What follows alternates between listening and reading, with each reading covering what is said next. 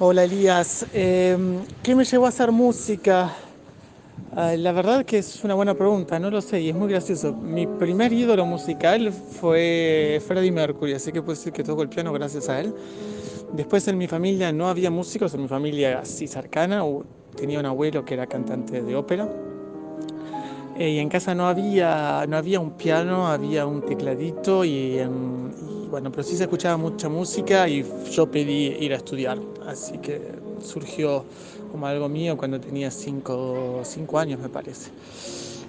¿Cómo fue experimentar en otros países? Y es muy interesante, cambia mucho de país en país, sobre todo cuando uno dirige la idiosincrasia de cada una de las orquestas es muy distinta y hay que acostumbrarse a cuál es la forma de ensayar de las orquestas de cada país y uno tiene que amoldarse. Es decir, no es que las orquestas se van a acostumbrar a nosotros nos tenemos que acostumbrar a las orquestas. Después, lo que sí una orquesta se acostumbra a uno es el tipo de gesto y quizás, bueno, las ideas musicales y todo eso, pero digamos que la forma de ensayo hay que tratar de acostumbrarse lo más rápido posible. Y si algún momento pensé tener mi conservatorio, no, para nada.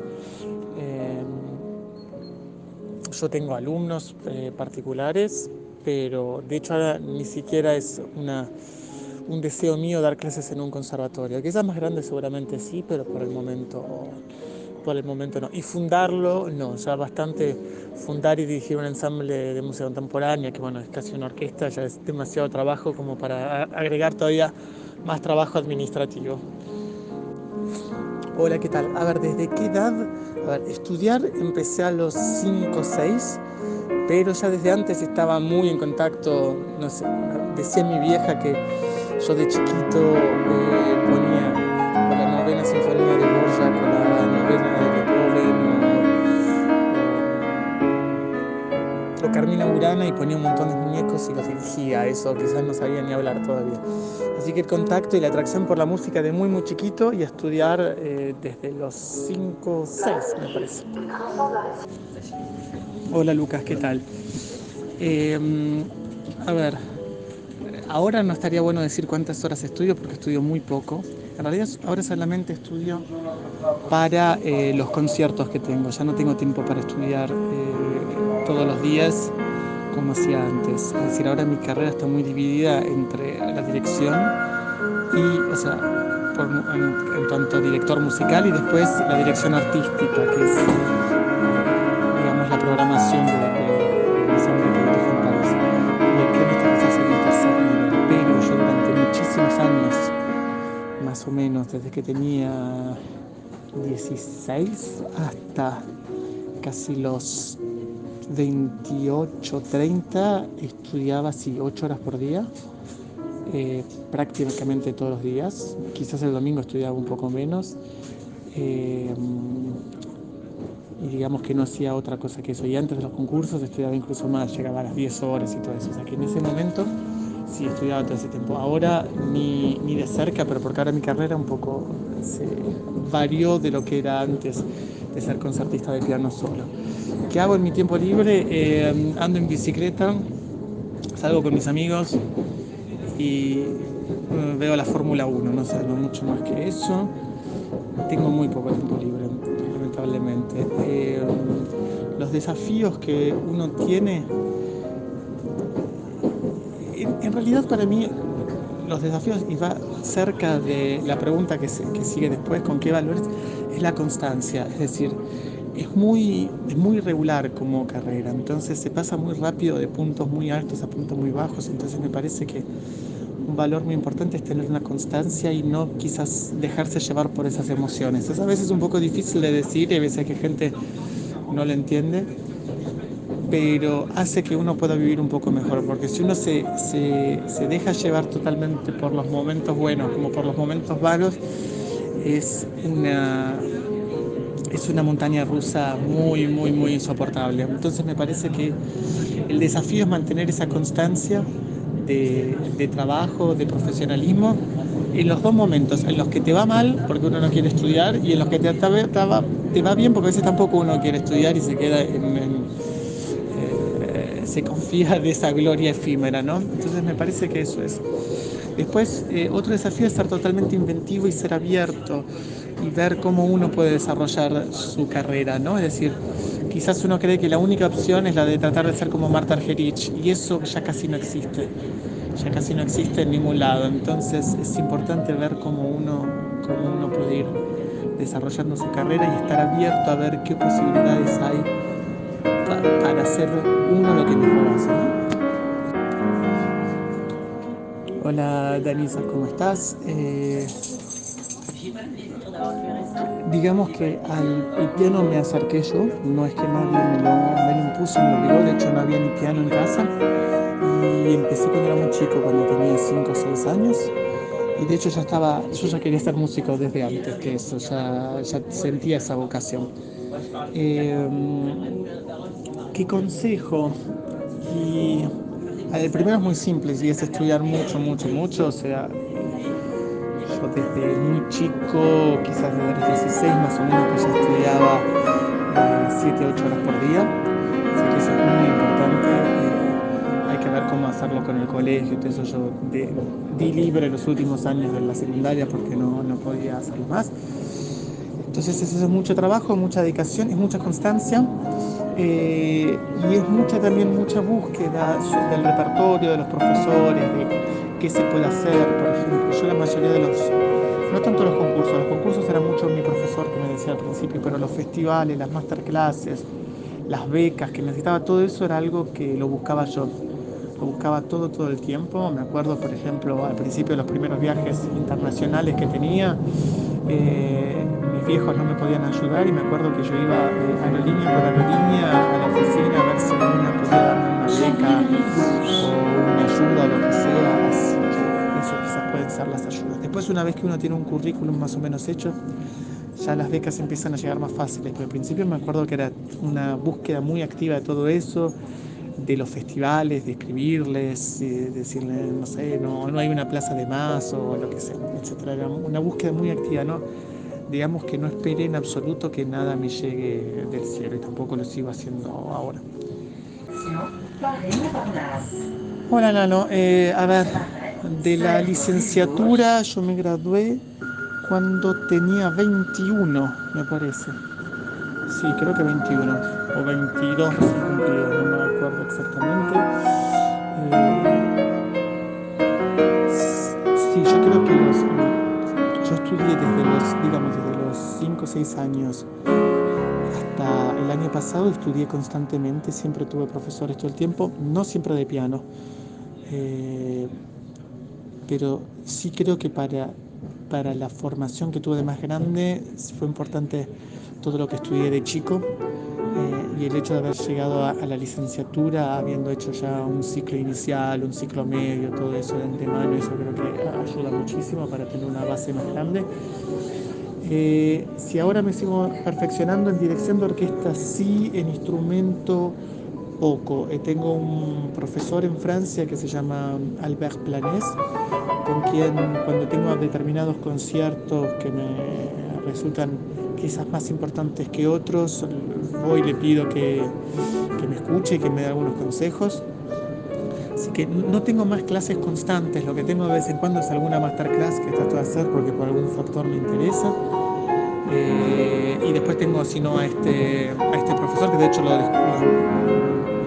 nos encontramos en una masterclass y nos llevamos bien, entonces después de eso fue que le dije. En dirección hasta julio del año pasado seguí estudiando porque era el máster, terminé el máster en Alemania y eh, eh, después sí en dirección hago más masterclasses. Pasa mucho que uno va a ver muchos ensayos de directores consagrados para aprender un poco sobre técnicas de ensayo, sobre manejo de una orquesta, manejo del tiempo, etcétera. Entonces eso sigue siendo una forma de perfeccionarse. Por ejemplo, este martes voy a ver a un director a la Ópera de Aviñón, a ver cómo trabaja. Dentro de 3 semanas tengo que ir a asistir y también va a haber alguna clase ahí con Peter Edfors en Hungría, que él es digamos, uno de los directores de música contemporánea más importantes. Así que en dirección sí mantengo una formación un poco más activa que en piano. Hola Luciano, ¿qué tal? ¿Qué me llamó a hacer la música contemporánea? Fue un pedido de mi profesor en su momento cuando estaba todavía en el ciclo medio, que él tenía un concierto en un festival de música contemporánea en el Teatro Cervantes en Buenos Aires y él no podía hacerlo. Entonces me lo dio a mí y a partir de ahí fue que me empezó a interesar y poco a poco empecé a tocar más. Y después encontré que es una de las estéticas que más me interesa y sobre todo en una que es la que quizás mejor puedo hacer y en la cual también más me puedo destacar. Y bueno, así que así fue. ¿Qué me llevó a crear el ensemble Put? Eh, Fue un momento que yo estaba en París con un compositor, Alex Nante, que es muy amigo mío, muy cercano, y nosotros vivíamos en una ciudad universitaria en la cual había un montón de casas que dependían de distintos países y había un montón de conciertos, un montón de músicos viviendo ahí. Entonces se nos ocurrió que podría ser una buena idea desarrollar este ensamble en ese ámbito y después que además era el momento en el cual yo quería volver a dirigir. Yo había dejado de dirigir un montón de tiempo, entonces para volver a dirigir lo más fácil a veces es primero tener tu propio ensamble antes de empezar a recibir invitaciones. Así que eso fue un poco lo que me llevó. Hola Lucas, ¿qué tal? No hay una técnica que sea más importante de las otras. No es que, no sé, tener una buena técnica de legato más que no sé, destacato de dedos puede hacer que toques mejor. O sea, todas se desarrollan al mismo tiempo, no son independientes unas de otras. Yo lo que sí puedo decir es que me parece interesante, porque yo nunca lo hice, y quizás hubiera estado bueno tener, hacer técnica cuando era más joven. Es decir, yo siempre toda la técnica la desarrollé con las obras que estudié y nunca hice ejercicios, ni escalas, ni nada de eso. Y quizás hubiera estado bueno dedicarme desde chico a hacer un poco eso, hacer media hora antes de cada vez que estudiaba, pero nunca lo hice. Así que quizás podría llegar a estar. ¿Cómo superar la ansiedad de tocar en público? Eh, Primero, ahora hay ciertos cursos que se pueden hacer. Está Mauricio Weintraub, que hace mucho de eso, y él va a Córdoba seguido. Y si no, para mí no hay otra solución que el hecho de hacerlo, de hacerlo todo el tiempo hasta que un momento esa ansiedad se va. Quizás una solución es tocando en situaciones en las cuales vos tengas una menor exposición en grupos de cámara, en orquestas de tango, o sea, de otro tipo de música, de lo que sea. Cuanto menor es tu exposición, menor es tu responsabilidad y quizás menor sea tu ansiedad. Y así de a poco vayas ganando la confianza necesaria para después estar tranquilo en el momento de salir a tocar solo. Pero creo que solo se soluciona yendo a tocar, no hay otra. Y la independencia de las manos y quizás estudiar lento, no estudiar mucho manos separadas y después estudiar muy lento para al principio poder darle órdenes bien precisas a las manos por separado y después esas manos ya van a empezar a desarrollar una memoria muscular tal que no van a necesitar de que haya una orden activa de tu cerebro diciendo ahora el pulgar de la mano derecha un poco más fuerte que el otro. Así que algo así me parece. Hola Lola, a ver, yo estudié piano desde los 5 o 6 años ya con mucha seriedad, digamos. Siempre quise ser músico, entonces estudié mucho. Quizás hubo un momento, un clic importante a los 15, 16, cuando decidí eh, dar libre las materias del colegio. Entonces ahí sí hubo un cambio, en el cual me puse a estudiar muchas más horas por día. Al principio eran más o menos 6 y después pasé a las 8 y ahí quizás fue el momento. ¿De dónde viene el interés? El interés vino de mi parte, de familia o profesores cuando era chico no tuve. No había músicos, sí se escuchaba mucha música en casa, pero fue una idea mía de querer estudiar, tampoco había instrumento en mi casa. Y si pudiera elegir otra profesión, sí, me gusta mucho. Eh, la economía, la política, sobre todo por eso también en cierta parte soy director de orquesta, porque está muy cerca. Economía internacional, todo eso me gusta bastante, me hubiera gustado hacerlo. Si lo haría ahora, no, ya es muy tarde, pero es algo que podría haberlo hecho. Hola Alan, ¿qué tal? La obra de Janáček yo no la conocía mucho y fue un profesor mío, Massimiliano Ferrati, quien me recomendó que estudiara, que era mi maestro en su momento, que estudiara la sonata. Y, y gracias al estudio de esa sonata fue que me acerqué un poco a la obra de Janáček y cada vez me gusta más y cada vez la estudio más y me gustaría de a poco. Bueno, de hecho la idea ahora es tratar de hacer el integral de las obras para piano, que no son muchas, son 3 ciclos de obras grandes, así que fue gracias al maestro este. Hola Maca, ¿qué tal? Mi primer concierto, a ver, di- a ver, qué pregunta difícil. En orquestitas o grupos y eso, ya a los 6 años habré dado el primero. Después de piano solo, quizás a los 8. Y de un recital entero de 2 partes y eso, creo que a los 13 o 14 más o menos. Si sentí pánico escénico, no sé si lo llamaría pánico escénico, pero en un momento en un concurso me fui a la mitad de la hora que estaba tocando, porque me estaba sintiendo muy incómodo. Y bueno, después llevó unos cuantos meses poder volver a ganar la confianza necesaria para volver a tocar, pero sí, eso me pasó cuando tenía más o menos 17, 18, tenía bastantes conciertos y viajes, y en aquel momento no sabía empezar a tomar el estrés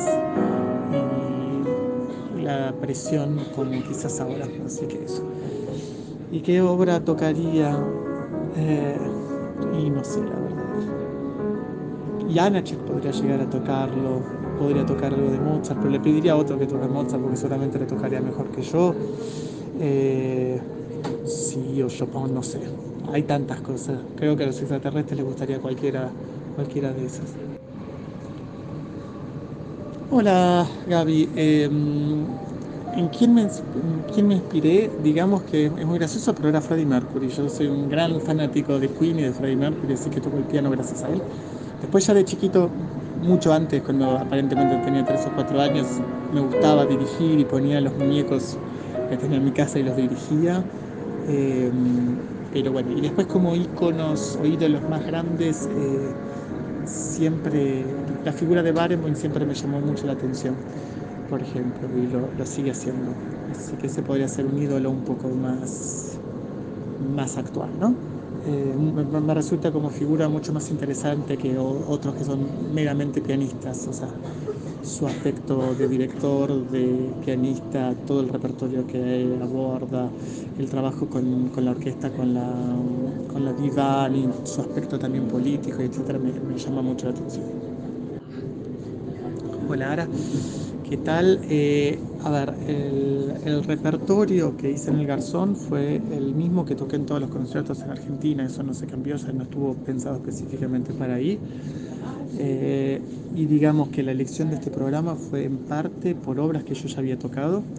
También uno cuando elige el repertorio tiene que también saber muy bien en qué parte del calendario de sus actividades lo hace, cuánto tiempo para estudiar tiene, y todo eso. Entonces yo tenía muy poco tiempo antes de hacer estos conciertos, entonces toqué la mitad de las obras que yo ya había tocado, que era la sonata de Janáček, los preludios de Gershwin y las obras contemporáneas, y después eh, otras obras que yo más o menos había leído, que sabía que podía tocar en el tiempo que tenía para estudio. Y después lo que uno tiene que hacer es, viendo todas las obras que tienen repertorio, qué es lo que le puede dar cierta unidad al programa, que tenga una idea. Entonces por eso es que se me ocurrió hacer esta división de una sección checa, una sección de música contemporánea y una sección de música de Gershwin. Así que fue un poco por ahí la elección. Hola Cande, la verdad que es imposible responder a esa pregunta porque mi decisión por el piano viene de tan chiquito que no creo que haya habido un hecho específico que me haya hecho tocar. Sí puedo darme cuenta que hecho me hizo volver a la dirección de orquesta, que era el hartazgo de lo que era la vida de pianista concertista, que era muy cansadora. Entonces en un momento quise dejarlo, por más que era el momento que mejor me estaba yendo, no, no, no quería seguir haciendo eso. Entonces, eso sí me puedo acordar porque era relativamente hace poco, habrá sido hace 6, 7, no, sí, 6, 7 años más o menos. ¿Cuántas horas suelo ensayar al día? Ahora son muy pocas porque yo solamente estudio cuando tengo conciertos. Cuando tengo conciertos estudiaré 5 o 6 horas la semana anterior más o menos. Pero durante muchos años, durante 10, 12 años, estudiaba 8 horas por día, sin excusa. Hola Mayra, ¿qué tal? Eso no me cambia mucho, yo no soy muy apegado a mi familia, así que eso no me molesta. Quizás con mis amigos un poco más, pero también tuve la suerte de poder construir un grupo de amigos muy fuerte donde estoy. Entonces, por ese lado no hay ningún problema. Y después respecto a que sea una cultura muy distinta, porque lo es, uno también se va acostumbrando, va aceptando ciertas cosas. Yo tuve la suerte de vivir en muchos países, yo estuve en Italia, en Francia, en Alemania, en Estados Unidos, además de Argentina. Entonces en Francia digamos que es en el que me siento más a gusto. Yo pude probar y ver que, por ejemplo, donde vivía en Italia era un lugar muy chiquito, Alemania nunca me convenció, Estados Unidos menos, y bueno, en Francia me siento bastante cómodo con eso. No hay un choque muy grande entre la idiosincrasia de acá y la forma en la cual yo trabajo y vivo. Hola Valen, ¿qué tal? Bueno, ¿cómo organicé los repertorios para el concierto? Depende mucho de conocer el calendario en el cual caen los conciertos respecto a la agenda. Uno entonces tiene que saber cuánto tiempo va a tener para estudiar, qué hizo antes, qué hizo después. O sea, la organización de un programa es una decisión muy estratégica, no es meramente estética, no es toco lo que quiero. Hay muchas veces que te piden determinadas obras, entonces cuando piden esas obras uno arma un programa que sea cercano a eso, que tenga algún sentido. Si no, cuando es un programa que uno arma sin ningún condicionamiento, como los que hice yo para estar ahora en Argentina, lo que tiene que pensar es cuánto tiempo para estudiar tiene antes de ese primer concierto. Entonces, como en este caso para mí era muy poco, yo opté por tocar muchas obras que ya había tocado, que sabía que necesitaba poco tiempo para retomar, sumada a algunas obras que había leído y que me gustaría tocar, como por ejemplo el Rhapsody in Blue, yo ya lo tenía más o menos leído. Y el Janacek del principio, las 5 obras son relativamente sencillas para tocar. Entonces después lo que pensé con todo mi repertorio que tengo, cómo puede ser un concierto que tuviera un cierto sentido. Y ahí es cuando elegí estas obras para tener 3 bloques, un bloque checo, un bloque contemporáneo y un bloque de Gershwin.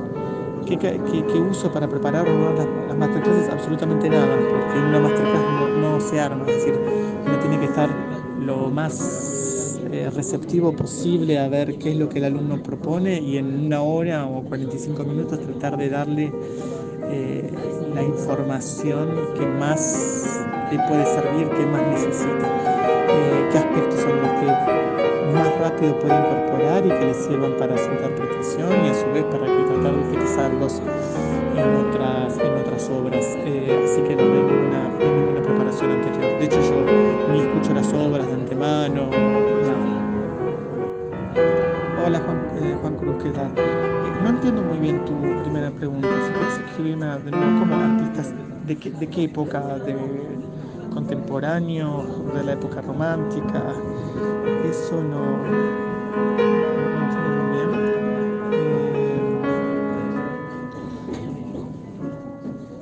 No tengo una influencia particular, lo que pasa es que hay una cierta forma de abordar la música que tengo, y además que es un poco la que se hace ahora, que es mucho más fiel a lo que está escrito en la partitura que otras que hace un par de décadas.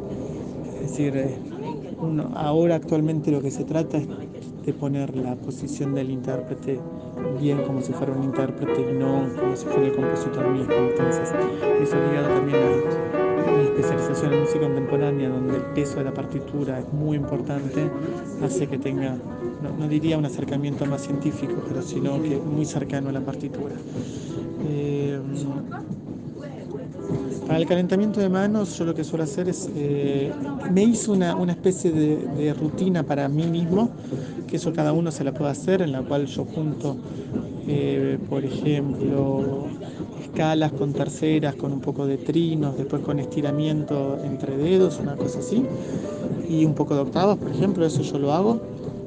Pero eso junto también ejercicios muy básicos del Charney, como otros de los 51 ejercicios de Brahms y otros ejercicios que los inventé yo simplemente probando. Así que eso es una búsqueda muy personal.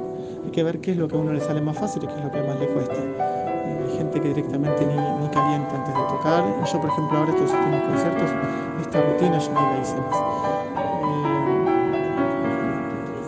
Para empezar, y yo lo que trato de hacer cuando doy las clases y empiezo es tratar de conocer el repertorio de la forma más amplia posible. Entonces trato de que hagan una obra de cada época, algo de Beethoven, algo de Mozart, algo de Schubert, algo de Bach, algo más moderno de Debussy o Ravel, algo romántico. O sea, yo trato de que conozcan todo el repertorio lo más pronto posible.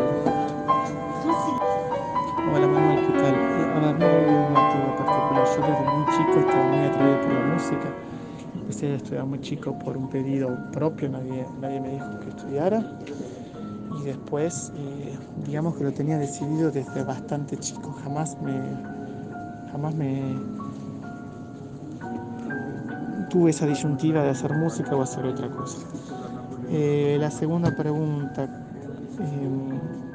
¿cómo estudié las obras? Y es que es muy distinto. Por ejemplo, las dos obras contemporáneas yo las estudié para entrar al Conservatorio de París, o sea que fueron obras que las estudié muchísimo en su momento. La obra que no tiene compás no se estudia muy diferente de otra obra. Uno tiene que hacer una gran clarificación de la partitura, tratar de entenderla, encontrar siempre, como existen matemáticas, mínimos comunes, múltiples, una cosa así.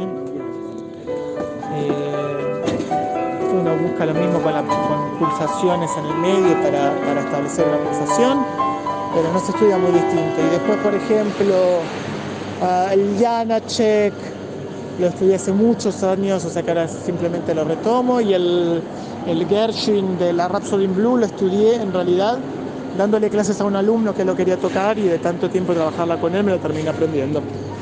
Así que fueron formas de estudiarlas muy distintas todas las obras. Hola Eric, ¿qué tal? No hay un momento exacto, la verdad, porque era muy chico, así que yo empecé cuando tenía 5 o 6 años ya a tener clases de música, y antes yo ya me sentía muy atraído, ponía discos, reconocía ya la música que escuchaba, ponía muñequitos a dirigir, o sea que no hubo un momento específico. No, fue antes, de chico. O sea, es tan chico que no era tan chico que no tengo recuerdo de eso. Así que fue algo que la verdad no me pregunté mucho. Surgió, estuvo ahí y así fue. Hola Agustina, ¿qué tal? Yo desde muy chico que quería dirigir, pero lo que pasaba es que uno no puede estudiar desde muy chico dirección, no existe la carrera, así que ni bien empecé los estudios universitarios en la UNA, o sea, cuando tenía 17, pero al principio empecé un poco como una carrera complementaria al piano. En ese momento estaba muy dedicado a tocar el piano, entonces lo hacía para tener una formación un poco más amplia. Después lo que pasó es que lo dejé unos cuantos años la dirección en el momento que tenía más conciertos, concursos y todo eso de piano. Y después en un momento me cansé de estudiar tanto piano y me resultaba mucho más interesante la dirección, y es lo que estoy haciendo ahora. Es muy importante tocar para ser director. Y es muy importante mantenerse activo también como músico. Primero porque el respeto de los músicos a los cuales uno dirige es mayor cuando saben que uno puede sentarse con ellos a tocar y que no está simplemente dando indicaciones y moviendo el brazo. Y además porque hay un montón de aspectos sobre cómo reaccionar en el momento de un concierto, de una sala, cómo reaccionar también psicológicamente cuando las cosas no funcionan, cuando el músico tiene un mal día, lo que sea, sobre entender el cansancio de los ensayos, de la concentración, por ejemplo, cuando uno toca y sigue tocando y sabe eso. Un concierto que haya sido un gran desafío. Eh, Qué buena pregunta. No sabría uno en particular. Recuerdo una vez que toqué como solista una obra de un compositor vivo, no era muy contemporáneo el lenguaje, pero era un compositor vivo en la Facultad de Derecho para suplantar a alguien que no pudo hacerlo, entonces eso fue un poco meterse así en la vida profesional de una, porque era en muy poco tiempo tener que hacer el concierto, eso salió bien. Después también tengo otros que quizás no salieron tan bien, por ejemplo también un concierto con orquesta en París, eh, que bueno, también fue un gran desafío, y ese lo tuve que tocar 2 veces la misma noche. La primera vez no salió tan bien, la segunda salió muy bien, pero bueno, esos quizás son algunos conciertos que me han marcado un poco. Hola Eloy, ¿qué tal? Respecto a la diferencia en el nivel, a ver,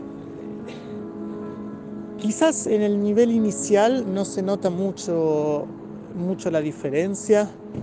Yo tengo algunos, mis alumnos o los alumnos de colegas míos, y eso no siento que haya mucha diferencia.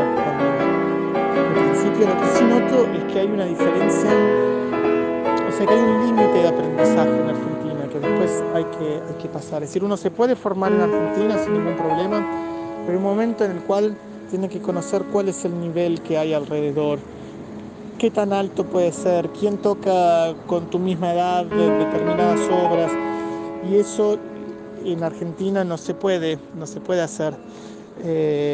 Entonces es importante en un momento seguir la formación afuera. Yo me acuerdo, la primera vez que tuve una experiencia así fue en Nueva York, en un festival en el cual éramos 100 pianistas de todo el mundo, y ahí fue un descubrimiento ver cuánta gente tocaba tan bien y a qué nivel y todo. Y que es gente normal, es decir, no es que no todos son prodigios o próximos Marta Argerich, por decir algo. Así que eso está bien, eso hay que hacerlo.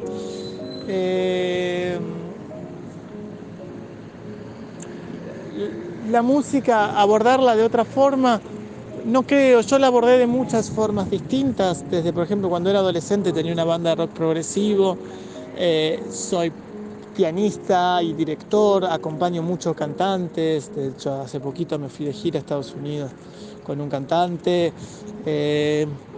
Hago repertorio tradicional, contemporáneo, he hecho ópera, hago mucha música de cámara. Entonces la verdad que eh, obviamente se podría saber incluso más, pero me parece que la forma de abordarlo ya es bastante amplia, no creo que se pueda hacer mucho más respecto a eso. Al contrario, a veces hasta está bueno tener una mayor especificidad más que tratar de abordar tanta cosa.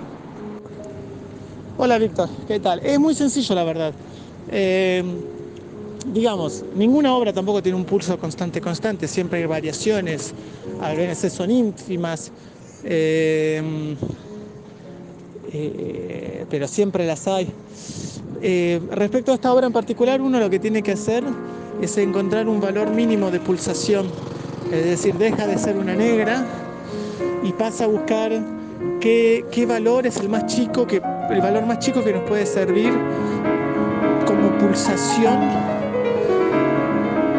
en realidad como subdivisión para la mayor parte de las pulsaciones. Entonces digamos, por ejemplo, que aceptás como este valor mínimo la semicorchea. Entonces vos vas a tener todo el tiempo en mente las semicorcheas, y lo que vas a hacer es, vas a mantener constante eso, pero vas a dividirlas de forma distinta, esas semicorcheas. En realidad las vas a reagrupar de forma distinta. Entonces vas a tener pulsos en los cuales vas a tener 4 semicorcheas, una negra común.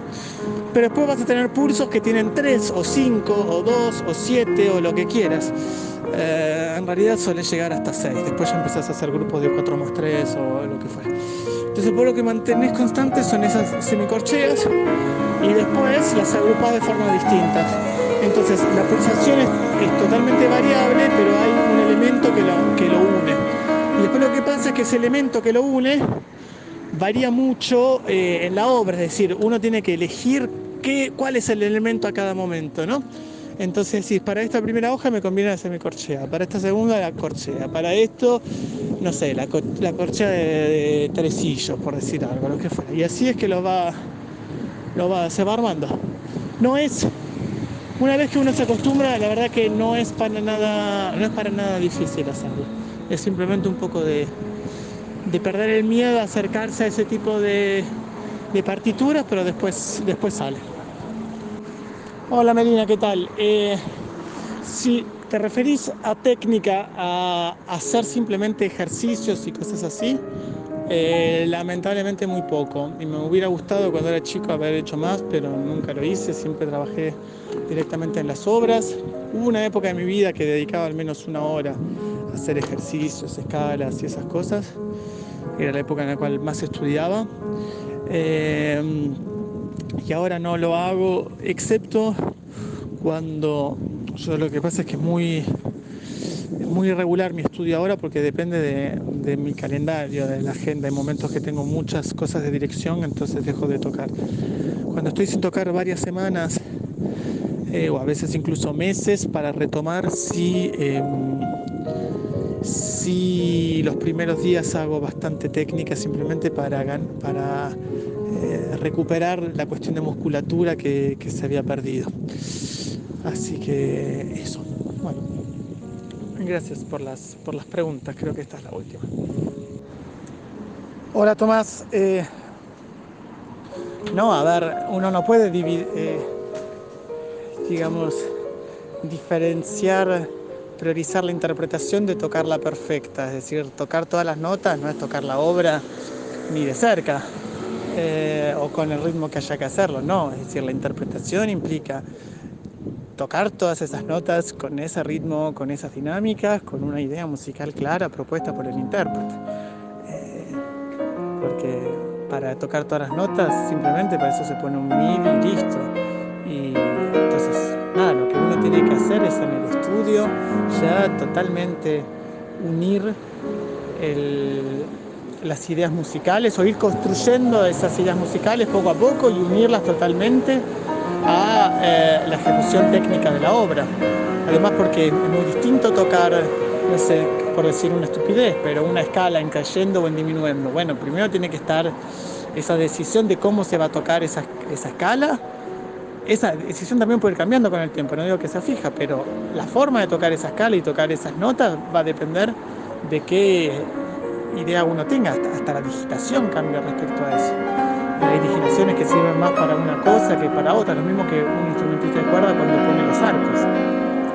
Para usar un creyendo va a hacer un tipo de arco, para hacer un disminuyendo otro, etc. Así que no, eso está totalmente ligado el uno a la otra. Hola Clara, ¿qué tal? A ver, respecto a tu pregunta. Primero, bueno, no entiendo bien esto que es estilo orquestal, es decir, no sé si lo que querés decir es que escribís con un lenguaje neotonal quizás o algo así, o es simplemente que es música para orquesta, pero la música para la orquesta puede abordar cualquier lenguaje, barroco, clásico, romántico, contemporáneo, dentro contemporáneo, puede ser cualquiera de todas las estéticas que existen. Lo que me parece importante en el momento de componer, yo no soy compositor, entonces no puedo darte muchas cosas, muchos consejos, pero supongamos que lo que vos querías hacer es tener un lenguaje neotonal que existe y se hace, es que sin embargo tenés que conocer muy bien todos los lenguajes actuales que hay ahora. No simplemente hacer lenguaje neotonal porque te gusta quizás la música del periodo clásico y romántico, entonces querés hacer eso, sino que tiene que haber una defensa atrás de ello. O sea, y esa defensa se hace sobre todo conociendo qué es lo que se está haciendo actualmente y por qué no te interesa hacer eso y defendés este tipo de lenguaje, ¿no? Entonces ver cómo se está escribiendo. Bueno, en Argentina hay muy buenos compositores actuales, está Martín Matalón, está Golijov, está Oscar Strasnoy, sobre todo gran compositor, qué se está haciendo en Europa, qué se hace en Estados Unidos, y ver un poco qué se está proponiendo actualmente y a partir de ahí tomar una posición respecto a una escuela. Y conocer bien, porque además eso puede influenciar mucho y puede abrir mucho tu lenguaje. El lenguaje evolucionó muchísimo desde los compositores clásicos, ¿no? Entonces, si uno solamente se queda con eso, hay una gran parte de texturas, de colores orquestales y todo eso que se pierde. ¿Qué técnicas de composición para mejorar tu técnica del piano hay? No sé si vos me preguntás en cuanto a compositor, es decir, cómo escribir para el piano o si no como pianista. Si es como pianista, no hay nada que tener técnica de composición te haga tocar mejor el piano. Simplemente, cuanto más compongas y más leas música y escuches para hacer tus composiciones, mejor vas a abordar las obras para piano. Si es al revés, si es cómo escribir para piano, lo mejor es estar siempre en contacto con pianistas que tocan repertorio actual, no necesariamente que sean especialistas en contemporáneo, y ellos te van a poder decir si quieres hacer esto, es mejor escribirlo de esta forma o de otra. Alguna composición que me haya inspirado a lo largo de mi carrera, y es muy difícil esa pregunta. Al principio de todo, lo que más me inspiraba era Freddie Mercury, Queen, por si quería decir algo. Y después más grande, no sé, me gusta muchísimo Schubert, me gusta mucho Beethoven. Para tocar Janache, que es esto que toqué ahora. Así que hay muchas cosas. Y después, por supuesto, la teoría musical es muy importante para compositores, es imprescindible. No se puede componer si no se tiene teoría musical. Y para los pianistas no se puede lograr pasar un determinado nivel de interpretación si no se conoce qué es lo que se está tocando. Eso tiene un límite. Y además esos límites tienen una cuestión que cuando uno conoce muy bien teoría musical, lo salvan en un momento del concierto, que hay un bache de memoria, lo que sea, si uno conoce de memoria la armonía, sabe que estaba en fa sostenido y toca un acorde de fa sostenido, por ejemplo, y como así un montón de cosas. Uno puede resolver un montón de situaciones que pasan en el escenario cuando tiene una formación musical fuerte. Hola Cristian, ¿qué tal? A ver, ¿qué me podría pasar ahora en lo personal o en lo profesional? Es difícil de responder eso. Quizás lo que me gustaría ahora es poder tener un puesto como director asistente fijo por 2 o 3 temporadas, que es algo así, en una orquesta grande o en un ensamble importante. Algo de eso puede llegar a ser. Obviamente tiene que ser algo realista, o sea, también yo te podría decir sí, ser el director titular de la Filarmónica de Berlín, pero eso no estaría. Eso no tendría ninguna relación con la realidad, pero sí podría ser algo de eso. Y después, si tuviera que escuchar una sola obra musical, no podría decirte ni por casualidad, pero si querés jugar ese juego, te diría lo único que podría escuchar de acá hasta el final de mi vida sería Shine on Your Crazy Diamond de Pink Floyd, no sé. Si fuera una obra de piano hasta el final de mi vida, trataría de morirme lo antes posible. Así que, bueno, Cristian, gracias por tus preguntas. Un abrazo.